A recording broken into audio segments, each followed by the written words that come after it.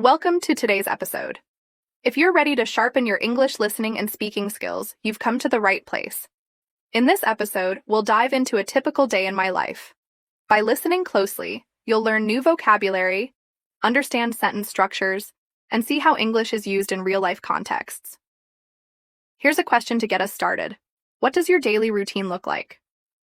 Think about how you would describe it in English. As I walk you through my day, pay attention to the words and phrases I use. Afterward, you can try writing down your own routine or even practicing speaking it aloud. This is a great way to boost both your listening and writing skills. Morning routine, a fresh start. My day begins around 6:30 a.m. when my alarm goes off. I'll admit, I'm not always eager to jump out of bed right away, but I try to stick to my schedule. The first thing I do is head to the kitchen to prepare a cup of coffee. As I wait for the coffee to brew, I take a moment to plan my day. I think about what needs to be done and prioritize the most important tasks. After enjoying my coffee, I head to the bathroom to freshen up. Brushing my teeth and washing my face wake me up completely. Then it's time for some light exercise. On most mornings, I do a short yoga session to stretch my muscles and clear my mind. Once that's done, it's breakfast time. My go-to meal is a bowl of oatmeal with fresh fruit and a drizzle of honey. It's quick, healthy, and keeps me energized. Until lunch. Work and productivity. Mid-morning momentum. By 8 a.m., I'm at my desk, ready to start work. I spend the first hour responding to emails and organizing my tasks for the day. As a content creator, my work involves a lot of writing and brainstorming ideas. Some days I research new topics for my podcasts or videos. Other days I focus on editing scripts or recording audio. One of my favorite parts of the morning is when I get into a flow state. This happens when I'm so focused on a task that time seems to fly by. For example, just last week I spent hours crafting a new script without even realizing it was almost lunchtime. Lunch break, refueling and relaxing. Around 12:30 p.m., I take a break for lunch. I usually prepare something simple, like a salad or a sandwich, but I make sure it's nutritious. Today, for instance, I made a chicken salad with mixed greens, cherry tomatoes, and a light vinaigrette. While eating, I like to unwind by watching a short video or listening to a podcast. It's a great way to relax before diving back into work. Afternoon tasks. Staying focused after lunch, I tackle my more challenging tasks. This is when I schedule meetings or work on projects that require deep concentration. For example, yesterday I spent a couple of hours finalizing a presentation for a collaboration. When I feel my energy dipping in the afternoon, I take a quick 10-minute break. Sometimes I'll make another cup of coffee or step outside for fresh air. These small breaks help me stay productive throughout the day. As the workday begins to wrap up around 5:30 p.m., I start to prepare for the evening. I make a list of tasks for the next day, so I can relax without worrying about what needs to be done. It helps me clear my mind and unwind. I always try to finish my work a bit earlier in the evening, so I have some time to enjoy myself. Once my work is done, I take a break and spend some time with family or friends. If I'm at home, I might watch TV, read a book, or take a walk around the neighborhood. On days when I'm feeling more active, I go for a jog or bike ride to get some exercise. Dinner is usually around 7 p.m. I love cooking, so I often prepare something special. Last night, for example, I made pasta with marinara sauce and garlic bread. Cooking is a great way to relax, and it's a perfect time to try out new recipes. Evening relaxation. Unplugging. After dinner, I like to spend some time unplugging. I often watch a few episodes of a TV show or listen to music while relaxing. It's important for me to have this time to decompress before bed, especially after a busy day. By 9 p.m., I start my bedtime routine.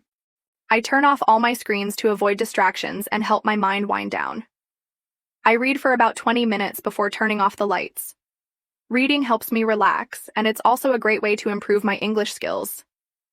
Lately, I've been reading a novel in English, which has helped me expand my vocabulary and learn more about sentence structure. Around 10 p.m., I'm usually ready to sleep. I try to get at least 7 hours of rest, so I wake up feeling refreshed the next day. Reflection on the day. Looking back at my day, it's interesting to think about all the small activities that make up my routine. Each part of the day, from waking up to winding down at night, has its own set of vocabulary and sentence structures. Whether it's talking about breakfast or describing my evening activities, every moment offers a chance to learn new words and practice my English. By now, you've probably noticed how important it is to learn English through real-life experiences. As I shared my day with you, I used common phrases and structures that you can apply to your own life. This is a great way to practice English because it reflects how we actually use the language. What about you? How would you describe a typical day in your life in English? Try writing it down or speaking about it out loud.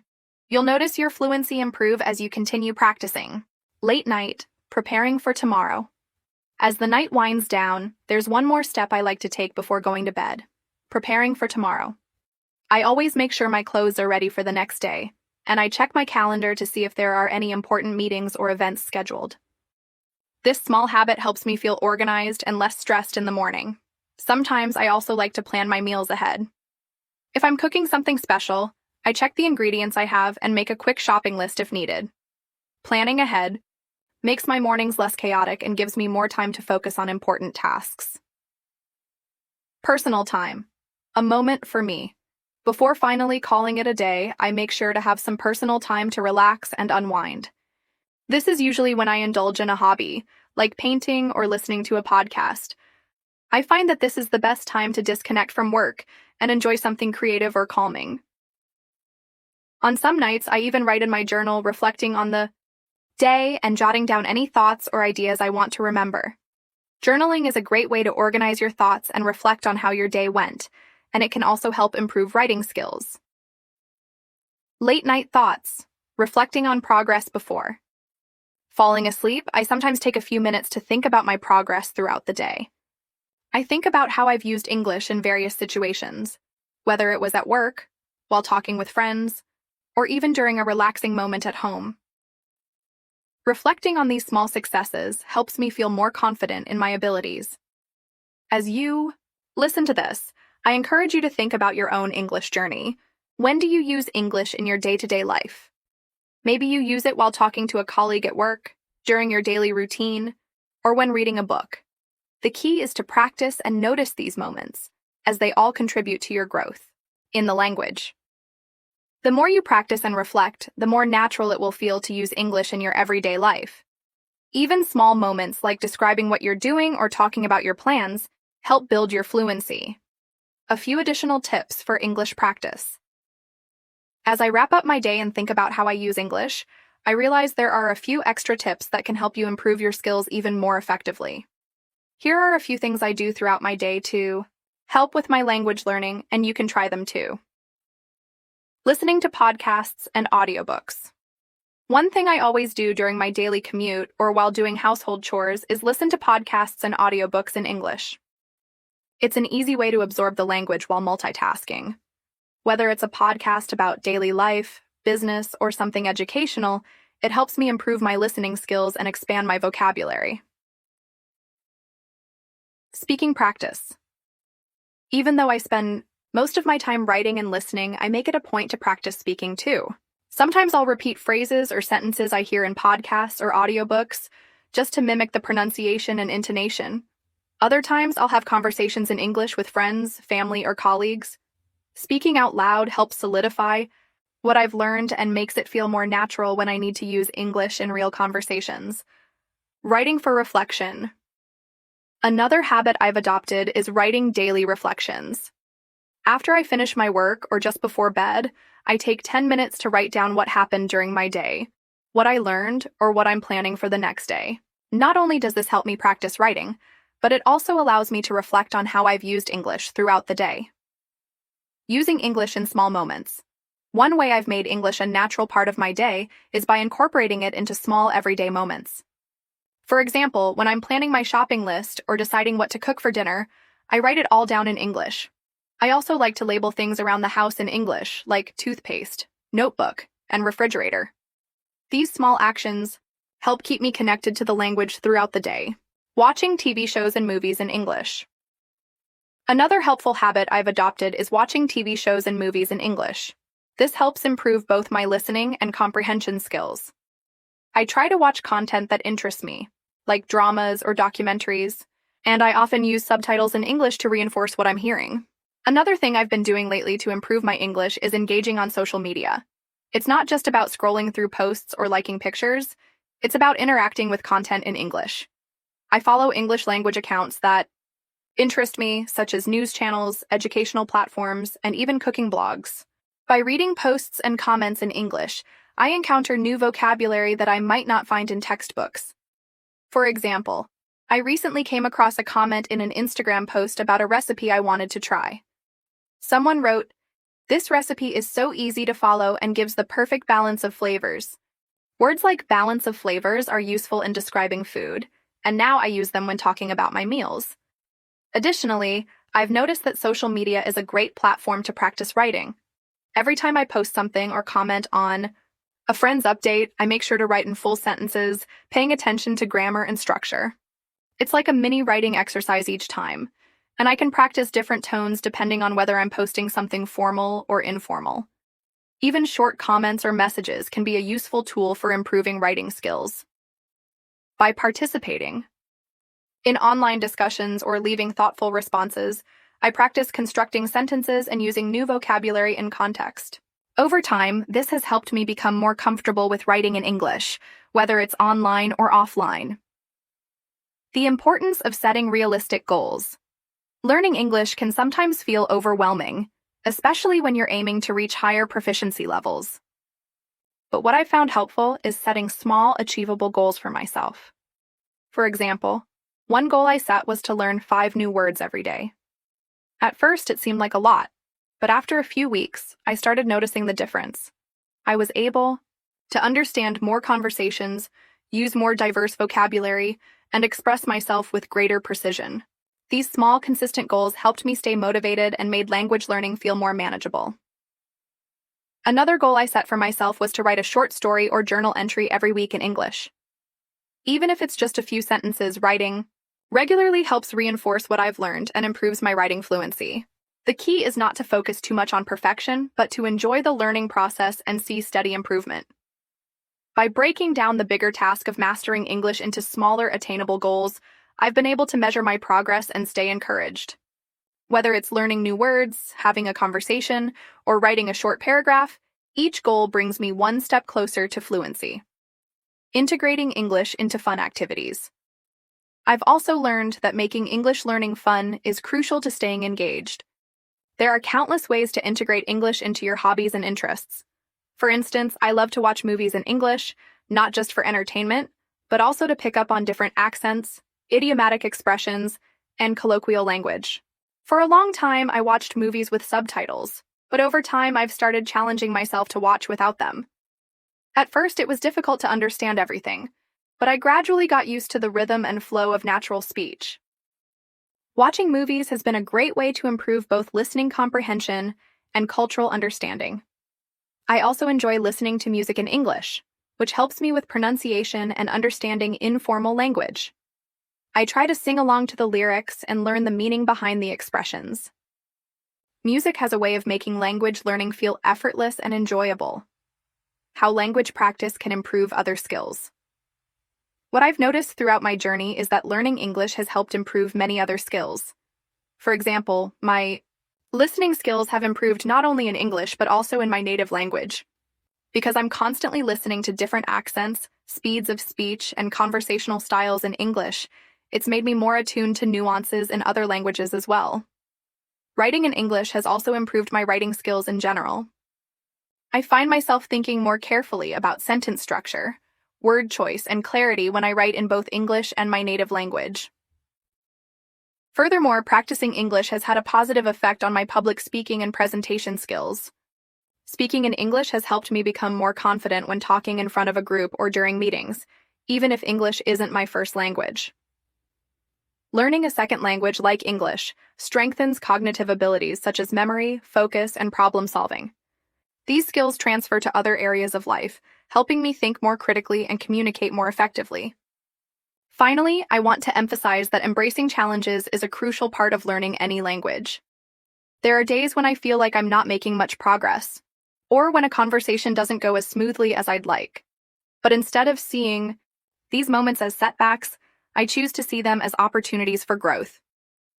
Learning a language is a marathon, not a sprint. Some days will be easier than others, and that's okay. What matters is your persistence and dedication. Every challenge you face brings you closer to becoming more fluent, and every time you overcome a difficulty, you're that much better. If you're feeling frustrated or discouraged, remember that it's all part of the journey. Celebrate the small victories and keep pushing forward. With every conversation, every word learned, and every sentence spoken, you're improving your skills. Real-life interactions. Learning through conversations. Another great way I've been improving my English is by engaging in real-life conversations with native speakers or other learners. I try to seize every opportunity to speak in English, whether it's with a colleague at work, a friend at the coffee shop, or even through online language exchange platforms. I remember a particular conversation I had with a friend last month. We were talking about our plans for the weekend, and I realized I was able to express myself much more clearly than I had expected. I was describing a trip I was planning to a nearby city and explaining the places I wanted to visit. This was the perfect chance for me to practice using future tenses, such as I will visit, I plan to go, and I am going to explore. In that conversation, I also learned some new phrases I hadn't come across before. For example, when I mentioned I was thinking about hiking, my friend said, "That sounds like a breath of fresh air." I had heard this phrase before, but now I fully understood its meaning and context. The next time I went hiking, I used it myself to describe how refreshing the experience felt. Having conversations like this, where the focus is on exchanging ideas and information, rather than being perfect with grammar, has been one of the most effective ways to improve both my speaking and listening skills. I find that when you immerse yourself in real conversations, you naturally start to pick up on new phrases, improve your pronunciation, and feel more confident using English in different contexts. Using technology for language practice.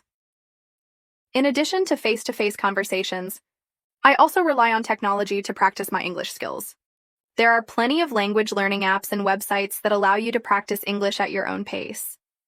One of my favorite tools is a language exchange app, where I can chat with people from all over the world in English. These apps often let you choose topics based on your interests, which helps make the experience more enjoyable. I've used them to discuss everything from movies to cooking to the challenges of learning English itself. For example, one time I had a conversation with someone about a popular English book, and I learned some advanced phrases and expressions related to literature. This kind of learning not only expands my vocabulary, but also helps me become more comfortable with more complex topics. Another great tech tool I use is an online grammar checker. When I write something in English, I use this tool to check for mistakes. While it doesn't replace learning the rules, it helps me spot patterns in my errors and understand where I need to improve. By catching and correcting mistakes, I've noticed my writing becoming clearer and more accurate over time. Learning English through hobbies and interests. Learning English doesn't always have to feel like studying. In fact, some of my best learning experiences have come from doing things I already enjoy. I've always been interested in photography, so I decided to combine that with my English learning. I started reading photography blogs and watching tutorials in English, which not only expanded my vocabulary related to photography, but also helped me get used to different accents and speech patterns. Now, when I meet other photographers at events or online, I can talk to them about camera equipment, techniques, and editing processes in English. This makes the learning experience much more exciting because it connects English to something I am passionate about.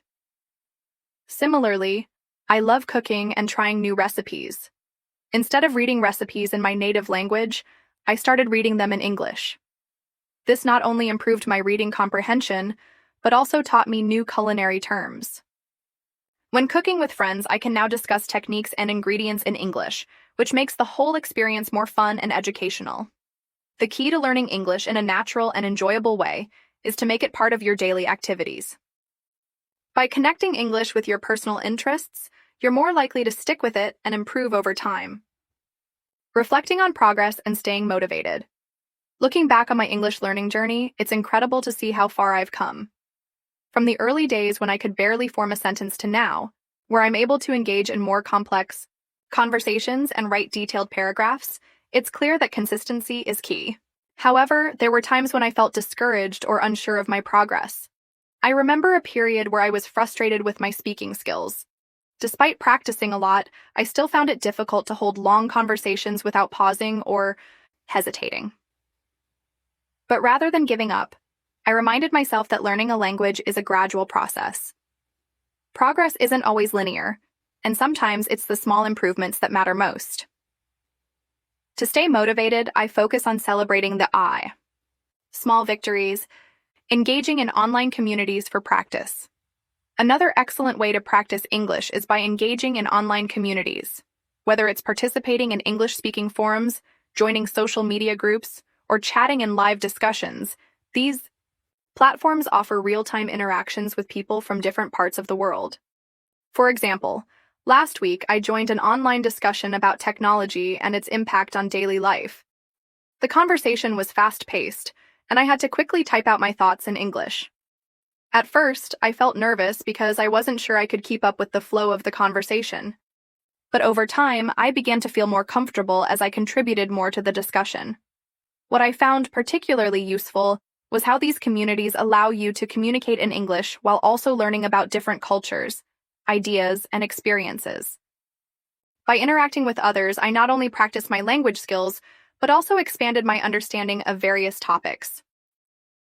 One of the best things about these communities is that they are made up of learners just like you, which creates a supportive environment. Most people are patient, understanding, and willing to help each other. This environment allows you to make mistakes without the fear of judgment, which can be empowering for language learners. Listening to podcasts and audiobooks for exposure. In addition to interacting with others, listening to podcasts and audiobooks has become a daily part of my English practice routine. Podcasts, in particular, are a great resource because they cover a wide range of topics and feature speakers with various accents and speech patterns. For instance, I listen to podcasts during my commute to work. I usually choose topics that interest me, like business trends, personal development, or cultural discussions. These podcasts not only improve my listening skills, but also expose me to different vocabulary and expressions. I find that by listening to native speakers in real-life contexts, I can better understand how language is used naturally in conversation. I also make it a point to listen to podcasts that discuss everyday life.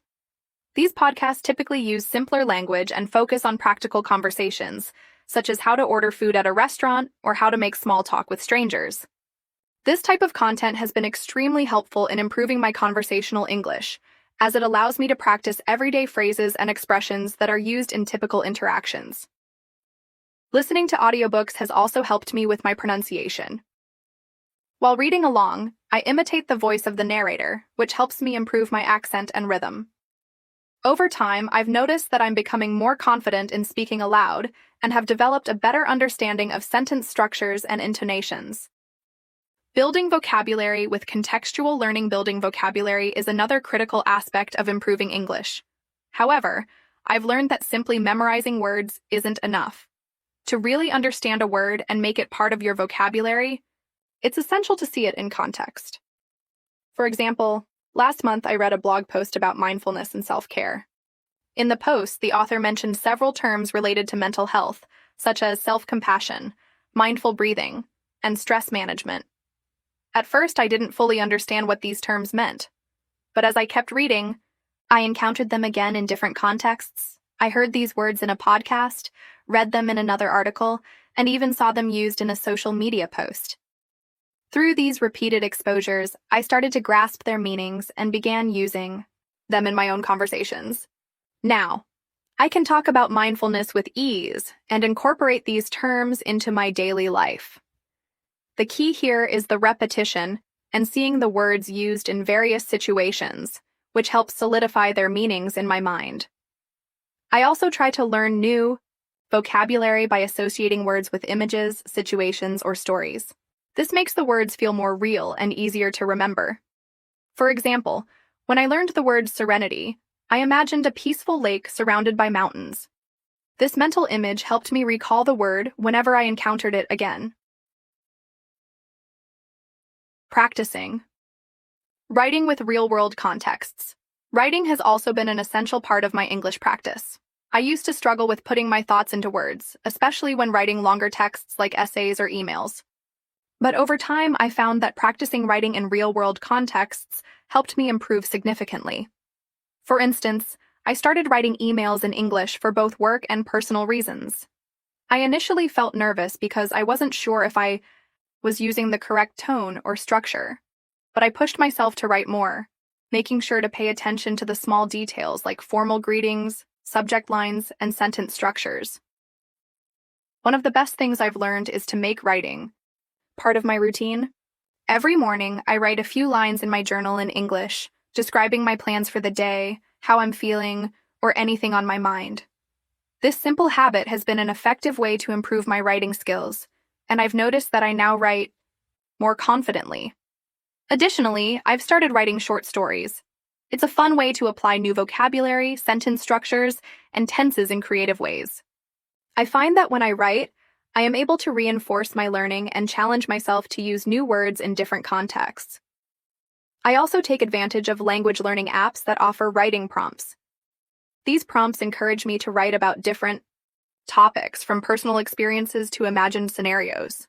Writing in response to these prompts has helped me expand my vocabulary and improve my sentence construction. Celebrating progress and setting new goals. As I reflect on my English learning journey, I realize that one of the most important lessons I've learned is to celebrate my progress, no matter how small it may seem. For example, last month I was able to participate in a group discussion in English without hesitating or worrying about making mistakes. This was a huge milestone for me because I had always been nervous about speaking in front of others. By reflecting on this achievement, I reminded myself that progress is gradual and each step forward counts. Another recent achievement was completing a writing assignment in English that I had previously thought was beyond my ability. I challenged myself to write an article on a topic I was passionate about, and when I received positive feedback, I was thrilled. This reinforced my belief that with continuous effort, I can improve even more. Now, I'm setting new goals for myself.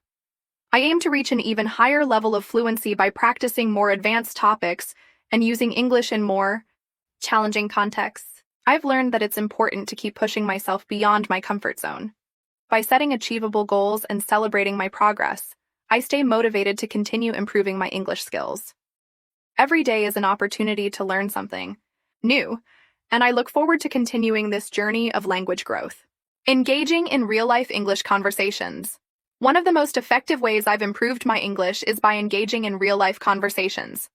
I used to avoid speaking with native speakers out of fear of making mistakes, but over time I learned that mistakes are a part of the learning process. They don't define my ability to communicate. They are simply steps toward improvement. For example, I remember a time when I went to a local coffee shop and had the chance to order coffee in English. At first, I felt nervous because I wasn't sure if my pronunciation was correct or if I would be able to understand the barista's response. But I took a deep breath and confidently ordered a cappuccino. To my surprise, the barista not only understood me but also complimented my English. This experience boosted my confidence and reminded me that language learning isn't about perfection, it's about communication. After that, I started seeking out opportunities to practice speaking English. I joined language exchange meetups, where I could practice with native speakers in a relaxed environment. I also found language partners online who were willing to chat with me regularly, either over video calls or messaging platforms. Through these conversations, I became more comfortable expressing myself, and I started to notice improvements in my fluency and vocabulary. What's amazing is that in these real-life situations, you don't just learn the language, you also learn about the culture.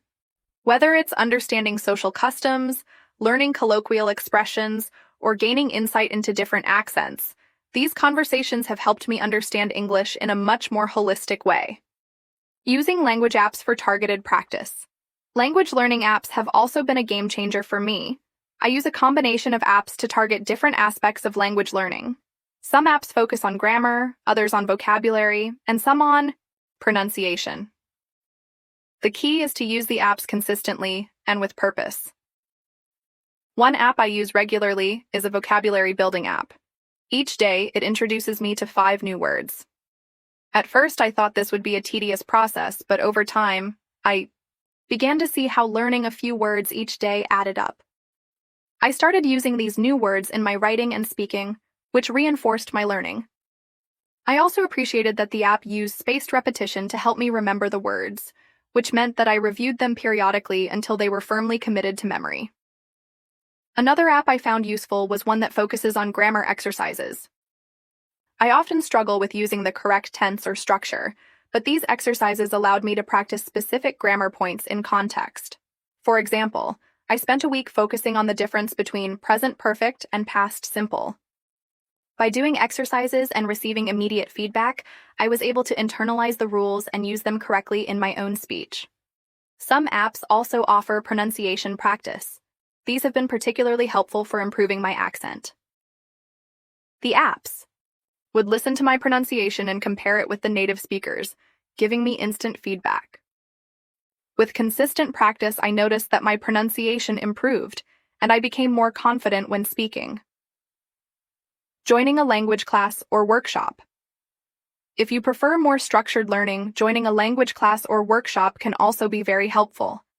I enrolled in an intermediate-level English class a few months ago to gain a better understanding of grammar and sentence structures.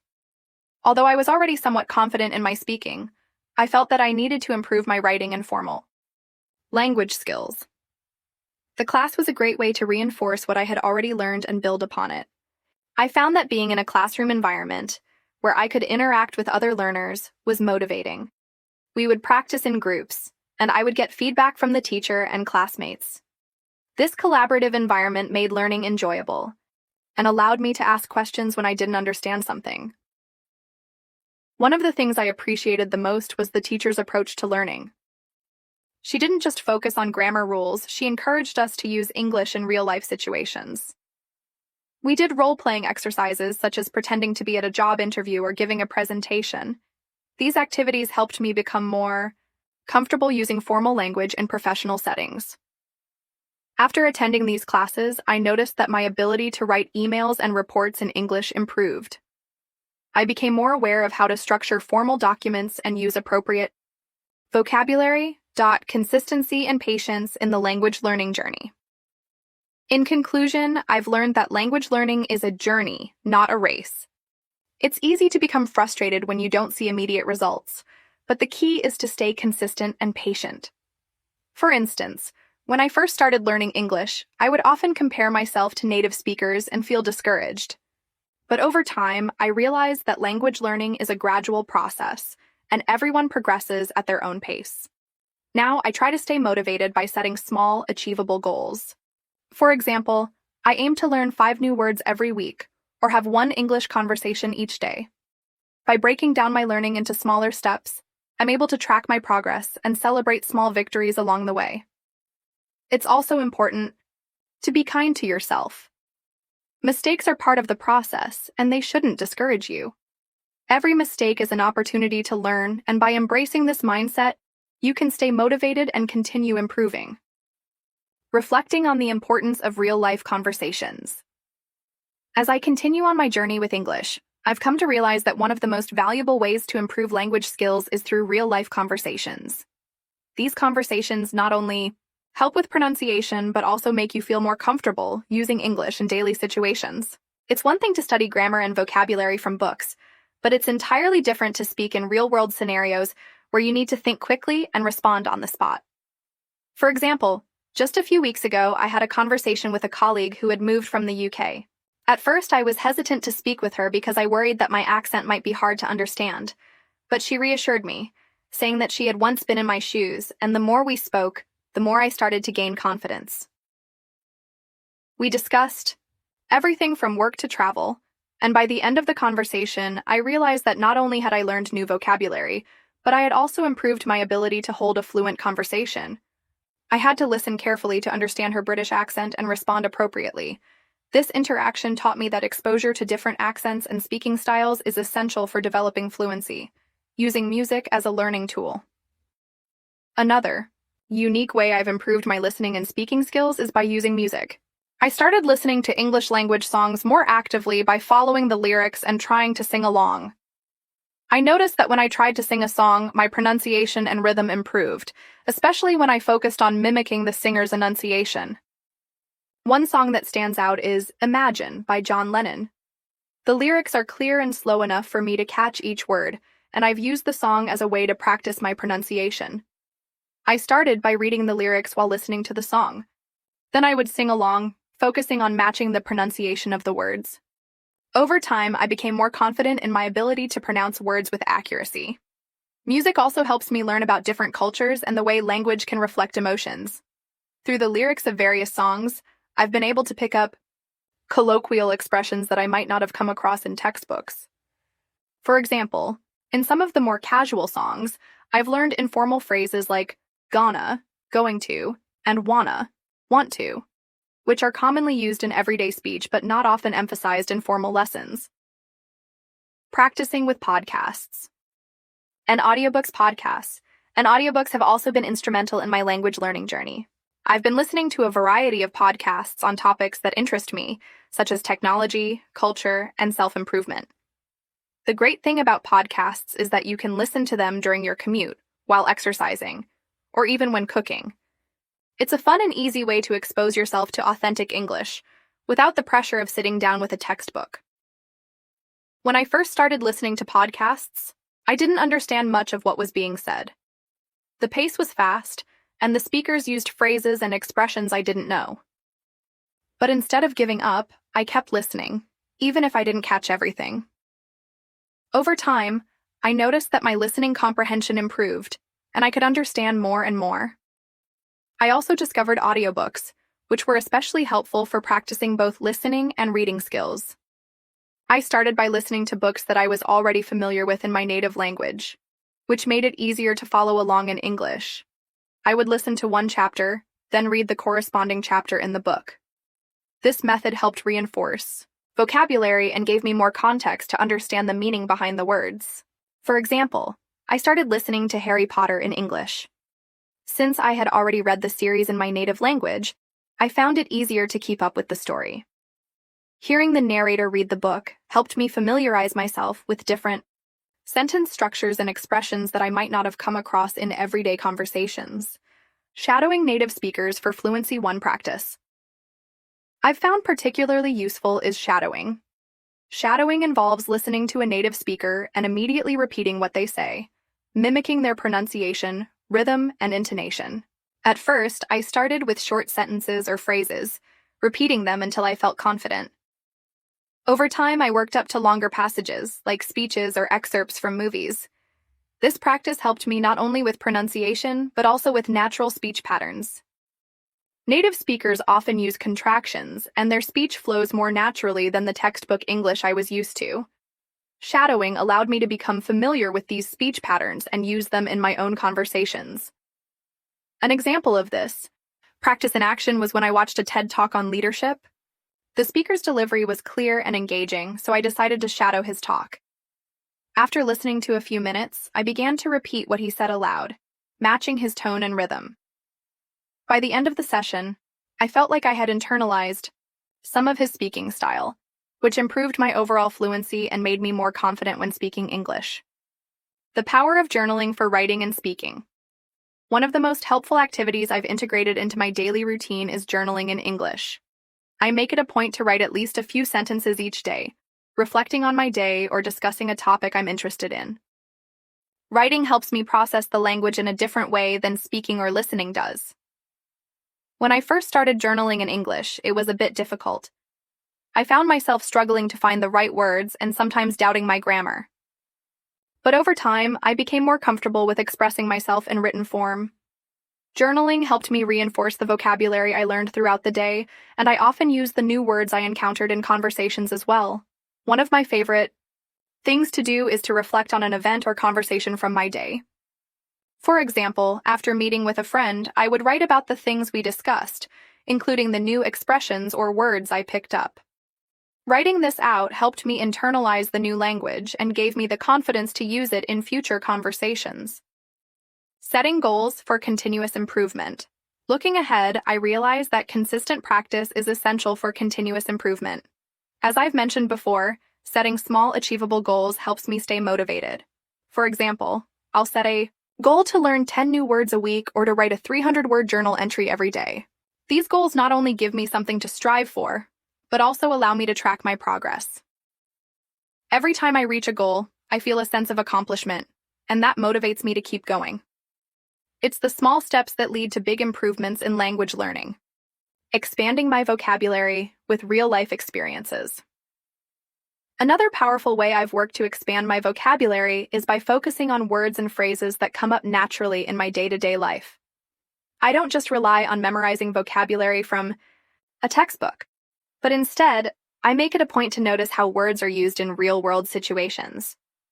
For instance, last week I went to the grocery store, and I overheard a conversation between two people discussing a recent sale on fruit. One of them mentioned the phrase "on sale" while talking about the apples, and I thought to myself, that's a great expression to know. It's a phrase I've seen in advertisements before, but hearing it in this context made me realize how often it's used in everyday conversations. This experience led me to make a mental note to use "on sale" the next time I'm talking about prices, shopping, or anything related to sales. By learning and using vocabulary in context, it becomes much easier to remember and use it when I need it. Improving listening skills through media. Another aspect of language learning that I've found beneficial is listening to English language media. Not only does it improve my listening skills, but it also helps me get accustomed to different accents and speech patterns. Whether it's news, podcasts, movies, or even YouTube videos, I try to immerse myself in English as much as possible. For example, I've been following a YouTube channel that provides in-depth explanations of various concepts in English. While some parts of the videos are quite technical, I appreciate how the host speaks clearly and slowly, which makes it easier for me to understand. I started with videos that focused on topics I'm already familiar with, which gave me the confidence to dive into new material. Another technique that helped me is watching movies or shows with English subtitles. The combination of hearing the dialogue and reading the subtitles reinforces the language and helps me connect the written and spoken forms. Over time, I began to notice that I could follow along without relying on the subtitles as much, and I started picking up new expressions and idiomatic phrases that I could incorporate into my own speech, using daily conversations to practice. Speaking. One area that many language learners struggle with is speaking. Personally, I've found that the best way to improve my speaking skills is by using English in real conversations. Fortunately, I have a few friends who are fluent in English, so I make it a point to speak with them as much as possible. There was one memorable experience when I had to explain to a friend how I managed to balance work and study. I had never really thought about it before, but when I started explaining it in English, I realized that I had to use the vocabulary I had learned in order to sound clear and natural. I remember using phrases like time management and prioritizing tasks, which I had studied in my textbooks but had never used in real life. By practicing speaking in these everyday conversations, I learned how to use English in more natural and fluid ways. It also helped me build confidence because I wasn't worried about making mistakes. The more I practiced, the more comfortable I became with speaking spontaneously and fluently. Mastering pronunciation through mimicry. Another technique that really helped me with my speaking skills is mimicking native speakers. There are times when I hear a particular word or phrase and think, that sounds really good. I want to say it like that. This led me to start copying the pronunciation, rhythm, and tone of native speakers to improve my own speaking. For instance, I recently listened to a TED Talk by a famous speaker who had a very clear and expressive way of speaking. I decided to mimic her speech. I replayed parts of the talk several times and repeated what she said out loud, trying to match her rhythm and tone. Not only did this improve my pronunciation, but it also helped me understand the flow of natural speech. I noticed that when I spoke with my friends, my pronunciation had become more natural, and my confidence had grown. The trick is to find speakers who use clear and expressive language, whether in TED Talks, podcasts, or even movies, and imitate their speech until it feels natural to you. Writing to express and improve language skills. Writing has always been an essential part of my learning journey. It allows me to express my thoughts, practice grammar, and build my vocabulary. For a long time, I used to feel that writing in English was difficult and slow. especially when I tried to formulate complex sentences. But with consistent practice, I began to notice an improvement. One method I've found helpful is keeping a journal. I write about my day, my thoughts, and any new experiences I've had. By reflecting on my day and writing, I not only practice constructing sentences, but also focus on using new vocabulary that I've recently learned. I also practice writing emails in English. At work, I frequently write professional emails to colleagues and clients, and I've found that this helps me improve my formal writing skills. For instance, I've learned how to structure my emails in a polite yet professional tone, and I've also learned how to express myself more concisely, which is crucial in a work environment. Sometimes I also write creative stories in my journal. This is an enjoyable way to practice using the language creatively while having fun. Writing these fictional stories allows me to stretch my imagination and use a wide range of vocabulary and sentence structures. Reflecting on my journey and setting future goals. As I look back on my language learning journey, I'm proud of the progress I've made. But I also recognize that learning a language is a lifelong process, and there's always room for improvement. I plan to continue setting small goals for myself, such as learning new vocabulary, improving my writing skills, and practicing speaking as often as possible. Looking ahead, I'd like to focus on enhancing my listening comprehension by exposing myself to more diverse accents and speech patterns. I also want to expand my vocabulary by reading more books in English and listening to more podcasts on different subjects. Overall, I've come to understand that language learning isn't about perfection. It's about progress, and every day presents an opportunity to improve. Through real-life experiences, conversations, and consistent practice, I'm building a strong foundation in English that will serve me for years to come. Using English in real-life situations, connecting with people. One of the most rewarding parts of learning English is the ability to connect with people from all around the world. Whether it's through travel, online communities, or work, English has opened doors for me to engage with others in ways I never imagined before. I'll never forget the first time I traveled abroad and had to rely on my English skills to navigate daily situations. I was in a restaurant in a foreign country and the menu was only in English. I had to ask the waiter for recommendations, understand the ingredients, and even make small talk. At first I was nervous, but I quickly realized that the vocabulary and phrases I had practiced helped me feel more confident. It was a huge breakthrough moment. Since then, I've made it a habit to interact in English whenever I get the chance.